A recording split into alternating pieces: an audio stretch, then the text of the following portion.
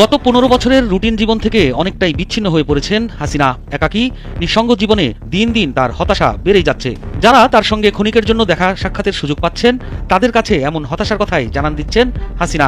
2 থেকে 3 দিন আগে আমাদের সেনাপ্রধান একটা বক্তব্য দিয়েছিলেন যে বাংলাদেশ একটা ক্রান্তিকাল পার করতে যাচ্ছে। এরপরই একের পর এক ঘটনা ঘটছে। এর মাঝখানে আজকে যুক্তরাজ্য তারা যে তথ্য প্রতিবেদন প্রকাশ করেছে, এই তথ্য প্রতিবেদন প্রমাণ করে যে সম্ভবত আমাদের সেনাবাহিনীর যারা গোয়েন্দা ইউনিট তারাও এই বিষয়টা সম্পর্কে অবগত। দর্শক, বাংলাদেশে আসসালামু আলাইকুম, ব্রেকিং নিউজ। প্রিয় দর্শক শ্রোতা, যুক্তরাজ্য এবার একই চাঞ্চল্যকর তথ্য দিলেন, ভারত বাংলাদেশে হামলা করতে পারে এবং যে কোনো সময় সেটা হইতে পারে। যুক্তরাজ্য বাংলাদেশিদের এইভাবে সতর্ক করেছে। সেখানে আরও কিছু গুরুত্বপূর্ণ তথ্য দেওয়া হয়েছে। আশা করছি নাহিম ভাইয়ের এই ভিডিও দেখবেন এবং হ্যাঁ, আরও কিছু চাঞ্চল্যকর থাকছে আজকের এই ভিডিও জুড়ে। প্রিয় দর্শক, চ্যানেলে নতুন হয়ে থাকলে চ্যানেলটি সাবস্ক্রাইব করে আমাদের সাথে থাকবেন। যে তথ্যগুলো দিচ্ছি, গেল 2 থেকে 3 দিন আগে আমাদের সেনাপ্রধান একটা বক্তব্য দিয়েছিলেন যে বাংলাদেশ একটা ক্রান্তিকাল পার করতে যাচ্ছে। এরপরই একের পর এক ঘটনা ঘটছে। এর মাঝখানে আজকে যুক্তরাজ্য তারা যে তথ্য প্রতিবেদন প্রকাশ করেছে, এই তথ্য প্রতিবেদন প্রমাণ করে যে সম্ভবত আমাদের সেনাবাহিনীর যারা গোয়েন্দা ইউনিট তারাও এই বিষয়টা সম্পর্কে অবগত। দর্শক, বাংলাদেশে ভয়াবহ সন্ত্রাসী হামলা হতে যাচ্ছে।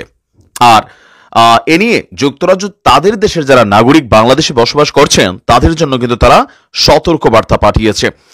বাংলাদেশে হামলার চেষ্টা করতে পারে সন্ত্রাসীরা, এমন আশঙ্কা থেকে ব্রিটিশ নাগরিকদেরকে সতর্ক করেছে যুক্তরাজ্য সরকার। বাংলাদেশে ঠিক কোথায় এই সন্ত্রাসী হামলাটি ঘটবে তা সুনির্দিষ্টভাবে বলা না হলেও কয়েকটি জায়গাকে বলা দিয়ে, কয়েকটি জায়গার লোকেশন তারা বলেছে। আর অফকোর্স এই জায়গাগুলো থেকেই আমাদেরও ধারণা ভবিষ্যতে কোনো বড় ঝামেলা হলে এখানেই হবে। নাম্বার 1 হচ্ছে রাঙ্গামাটি। আপনারা জানেন যে রাঙ্গামাটি, নাম্বার 2 হচ্ছে খাগড়াছড়ি, নাম্বার 3 হচ্ছে বান্দরবান। এই 3 এলাকা থেকে ভ্রমণে বিরত থাকতে সতর্ক করা হয়েছে। আমাদেরও যারা বাংলাদেশের মানুষ দেখছেন ভিডিওটা, এখন পর্যন্ত যারা শেয়ার করেন নাই শেয়ার করে দিবেন, কারণ ওই অঞ্চলগুলোতে এখন শীতের মৌসুম, হাজার হাজার মানুষ পর্যটক হিসাবে কিন্তু ভ্রমণ করতে যাচ্ছে। 3 ডিসেম্বর হালনাগাদ করা, আজকে হালনাগাদ করা সতর্কবার্তায় বলা হয়েছে জনাকীর্ণ এলাকা, ধর্মীয় স্থাপনা, রাজনৈতিক সভা, বিভিন্ন সমাবেশ সহ বিভিন্ন জায়গায় এই হামলা হতে পারে। আবারও বলছি, ধর্মীয় স্থাপনা যেমন হিন্দুদের মন্দির বা হতে পারে মসজিদ, অথবা ধরুন খ্রিস্টানদের চার্চ, প্যাগোডা, এর পাশাপাশি রাজনৈতিক সভা, বিএনপি বা জামাত বা বিভিন্ন জায়গায়। এরপরে বলা হচ্ছে আপনার সমাবেশ, বিভিন্ন কারণে এখন বিভিন্ন জায়গায় প্রতিবাদ চলছে, বিক্ষোভ চলছে, আন্দোলনের জন্য দাবি দেওয়ার জন্য এই জায়গাগুলো টার্গেট হতে পারে। কিছু গোষ্ঠী এমন লোকদের টার্গেট করেছে যাদের ভাষা ইসলাম বিরোধী দৃষ্টিভঙ্গি এবং জীবনধারা সংশ্লিষ্ট বলে মনে করে। আবারও বলি, টার্গেটটার মধ্যে এখানে আসলে কোন ধরনের তথ্য আমি বুঝি নাই। এখানে দেখেন বলা হচ্ছে যে কিছু গোষ্ঠী এমন লোকদের টার্গেট করছে যাদের ইসলাম বিরোধী দৃষ্টিভঙ্গি, হতে পারে হিন্দুরা, হতে পারে অন্যান্য জায়গার, এবং জীবনধারা সংশ্লিষ্ট বলে মনে করে। আপনার সংখ্যালঘু ধর্মীয় সম্প্রদায়ের বিরুদ্ধে পুলিশ এবং নিরাপত্তা বাহিনীকে লক্ষ্য করে মাঝে মধ্যেই হামলার ঘটনা কিন্তু ঘটেছে। বাংলাদেশি কর্তৃপক্ষ পরিকল্পিত হামলা ঠেকাতে কাজ চালিয়ে যাচ্ছে। সংক্ষিপ্ত নোটিশে নিরাপত্তা বাহিনীর উপস্থিতি বৃদ্ধি এবং চলাচলে নিষেধাজ্ঞা জারি করা হতে পারে বলেও আপনার এখানে তথ্য এসেছে। এছাড়াও আপনার চারপাশের পরিবেশ সম্পর্কে সচেতন থাকারও পরামর্শ দিয়েছেন যুক্তরাজ্য। বলা হয়েছে বিশেষ করে পুলিশ স্থাপনাগুলোর আশেপাশে সতর্কতা অবলম্বন করতে হবে। আমাদের থানাগুলো আক্রমণের শিকার হতে পারে। বড় ধরনের সমাবেশ এবং পুলিশ ও আইন শৃঙ্খলা রক্ষাকারী বাহিনীর উপস্থিতি সংবলিত অন্যান্য জায়গা এড়িয়ে চলুন। তাহলে কি বড় ধরনের একটা পরিকল্পনা চলছে আপনি বুঝছেন? এখানে বারবার বলা হচ্ছে পুলিশ এবং আইন শৃঙ্খলা রক্ষাকারী বাহিনীর উপস্থিতি সংবলিত অন্যান্য জায়গা এড়িয়ে চলুন। আমি জানি না যে আসলে বাংলাদেশে কি ঘটতে যাচ্ছে। রাজনৈতিক পরিস্থিতি প্রসঙ্গে বলা হয়েছে 2024 সালের জুলাই এবং আগস্টে বাংলাদেশে ব্যাপক হারে সহিংসতা হয়, যাতে অনেক মৃত্যু এবং আহত হয়েছে। এদিকে আপনার আজকে সন্ধ্যায় কি বলা হয় যে সাহসিক ভ্রমণে নিরুৎসাহিত কিন্তু করেছে অলরেডি জেলা প্রশাসন। অতিরিক্ত জেলা ম্যাজিস্ট্রেট জুবাইদা আক্তার স্বাক্ষরিত এক বিজ্ঞপ্তিতে এই ঘোষণা দেওয়া হয়েছে। বিষয়টা যারা এখনো শেয়ার করেন নাই শেয়ার করুন। বিজ্ঞপ্তিতে বলা হয়েছে রাঙ্গামাটি পার্বত্য জেলার বাগাইছড়ি উপজেলার সাজেক এবং তার পার্শ্ববর্তী এলাকার আইন শৃঙ্খলার সার্বিক পরিস্থিতি এবং এই সকল এলাকায় পর্যটকদের নিরাপত্তার বিষয়টি বিবেচনা করে আগামীকালকে থেকে মানে বুধবার থেকে সাজেকে পর্যটন কেন্দ্রে পর্যটকদের ভ্রমণে নিরুৎসাহিত করা হলো। রাঙামাটির জেলা প্রশাসক মোহাম্মদ মোশাররফ হোসেন বলছেন, সাম্প্রতিক আইন শৃঙ্খলা পরিস্থিতি বিবেচনায় পর্যটকদের সাজেক ভ্রমণে নিরুৎসাহিত করা হয়েছে। তার মানে সামথিং ফিশি, বড় কোনো ধরনের থ্রেট বাংলাদেশের উপর আছে। এবার এটা হতে পারে ভারতের বিভিন্ন বিচ্ছিন্ন গোষ্ঠীবাদী থেকে, অথবা আমাদের পাহাড়ে বসবাসকারী কিছু গোষ্ঠী আছে যারা কি বলে যে ইসলাম ধর্মভিত্তিক সংগঠনের নামে তলে তলে কিন্তু অনেক আকাম করে, লাইক ISIS এর মতন। আবার হতে পারে এটা হিন্দু কোনো কমিউনিটি গোষ্ঠী থেকে, যে নিজেদের মধ্যে একটা সাম্প্রতিক দাঙ্গা লাগানোর জন্য, বাংলাদেশ জুড়ে গৃহযুদ্ধ লাগানোর জন্য ঘটতে পারে। আমরা জানি না প্রিয় মাতৃভূমিকে নিয়ে কি চলছে, বাট আমরা বিশ্বাস করি আপনাকে সচেতন থাকতে হবে, সতর্ক। হাসিনা একাকী নিঃসঙ্গ জীবনে দিন দিন তার হতাশা বেড়েই যাচ্ছে। যারা তার সঙ্গে ক্ষণিকের জন্য দেখা সাক্ষাতের সুযোগ পাচ্ছেন তাদের কাছে এমন হতাশার কথাই জানান দিচ্ছেন হাসিনা। প্রয়োজনে জেল জীবনকে মেনে নেবেন, তবুও দেশেই ফিরতে চান হাসিনা। এমন খবরই ভারতের আনাচে কানাচে ব্যাপকভাবে আলোচিত হচ্ছে।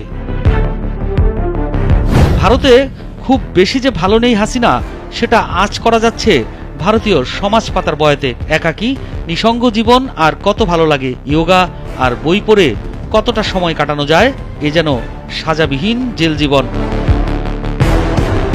পরিস্থিতি বিবেচনায় দেশ ছাড়লেও এখন তার মনে উকি দিচ্ছে নানা কল্পনা। একে তো নেতাকর্মীদের রেখে পালিয়ে যাবার অভিযোগ, তার উপর একের পর এক হত্যা মামলা। কি করবেন ভেবে কুল পাচ্ছেন না তিনি। ভারত সরকারও যে তাকে খুব বেশি মূল্য দিচ্ছে তা না, স্রেফ সাবেক প্রধানমন্ত্রী হিসেবে সুরক্ষায় রাখা হয়েছে তাকে। পালিয়ে যাওয়ার 4 মাস হাসিনা ইস্যুতে ভারতও কোনো কার্যকর পদক্ষেপ না নেয়ায় হতাশা নিয়েই বাংলাদেশে ফেরার ভাবনাটি মাথায় বেশি ঘুরপাক খাচ্ছে বলে ধারণা করছেন ভারতীয় বিশ্লেষকরা। দেশে ফিরে জেলে থাকতে হলেও দেশে আওয়ামীপন্থীদের ভালোবাসা অন্তত পাওয়া যাবে, এমনটাই নাকি ভাবছেন হাসিনা। ভারতে কার্যত হাসিনা যে অবস্থায় আছেন সেটা জেল জীবনের চেয়ে খুব বেশি স্বাধীন নয়। সাবেক প্রধানমন্ত্রী হিসেবে বাংলাদেশের জেলে তিনি যে ডিভিশন পেতেন তাতে ভারতের সুযোগ সুবিধার চেয়ে কম কিছু হতো না, বরং বাড়তি হিসেবে তিনি নেতাকর্মী আর স্বজনদের সাথে দেখা সাক্ষাৎ করে প্রয়োজনীয় নির্দেশনা নিতে পারতেন, এমনটাই বলছে ভারতে অবস্থানরত দেশি বিদেশি বিশেষজ্ঞরা, যা বিভিন্ন সামাজিক যোগাযোগ মাধ্যমে প্রকাশ পাচ্ছে। বর্তমান রাজনৈতিক পরিস্থিতিতে দেশে ফিরতে চাইলেই কি হাসিনা তা পারবেন? এখনো আওয়ামী লীগের বিরুদ্ধে দেশে ক্ষোভ বিক্ষোভ চলছে, তাদের দলীয় সংগঠনও ছত্রভঙ্গ।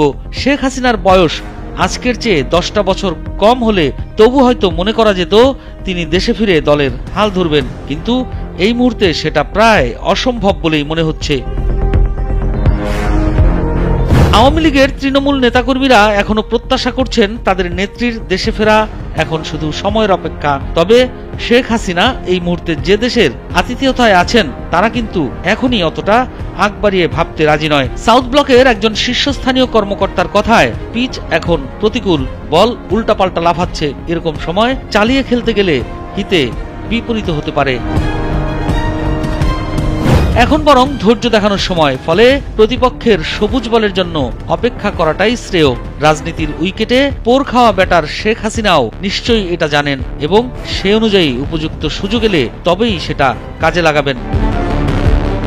5 আগস্ট চরম নাটকীয় পরিস্থিতিতে শেখ হাসিনা যখন ভারতে পা রাখেন, দিল্লির বিশ্বাস ছিল তার এই আশাটা একেবারেই সাময়িক। ইউরোপ বা মধ্যপ্রাচ্যের কোনো দেশে যাওয়ার আগে এটা একটা সংক্ষিপ্ত যাত্রাবিরতির বেশি কিছু নয়।